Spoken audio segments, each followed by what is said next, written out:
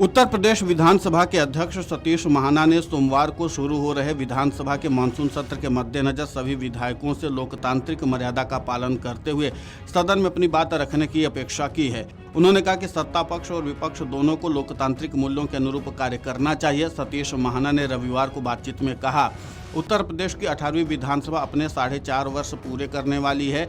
इस दौरान सदन में अनेक रचनात्मक चर्चाएं हुई हैं। सरकार ने कई जन कल्याणकारी योजनाएं शुरू की हैं, विकास कार्यों को गति मिली है, बुनियादी ढांचे में उल्लेखनीय सुधार हुआ है और कानून व्यवस्था भी मजबूत हुई है। उत्तर प्रदेश सरकार में मंत्री स्वतंत्र देव सिंह ने कहा, विधानमंडल की ऐतिहासिक बैठक हुई है, सोमवार से सत्र चलने जा रहा है।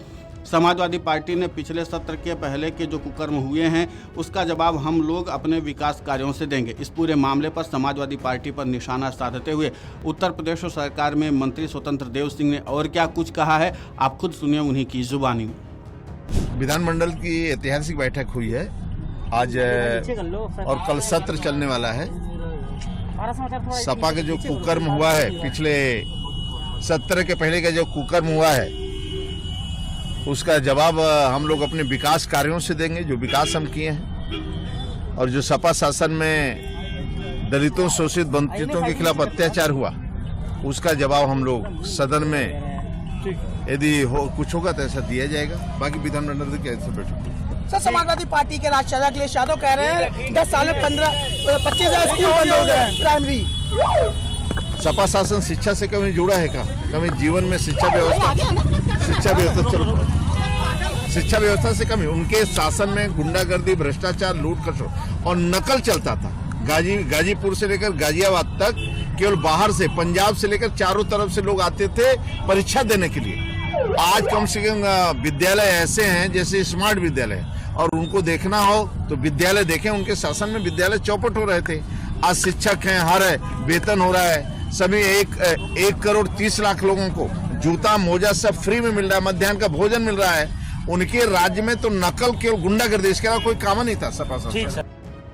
वहीं विधानसभा अध्यक्ष ने कहा कि विपक्ष का चिंता जताना और असहमति व्यक्त करना लोकतंत्र का स्वाभाविक हिस्सा है। महाना ने कहा कि सहमति और असहमति लोकतंत्र की आत्मा है।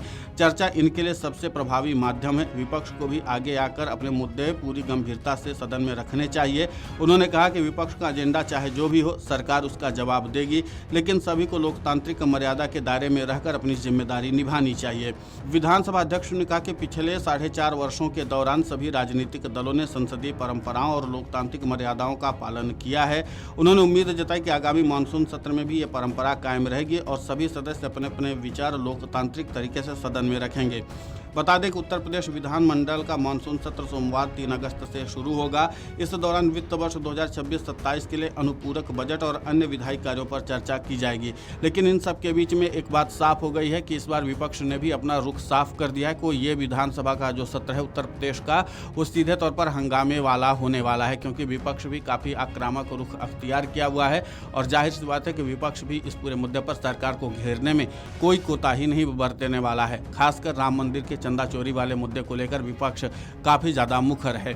Video desk amarujala.com। अगर आप ये वीडियो YouTube पर देख रहे हैं तो हमारे चैनल को सब्सक्राइब कर बेल आइकन दबाएं और Facebook पर देख रहे हैं तो हमारे पेज को लाइक करें।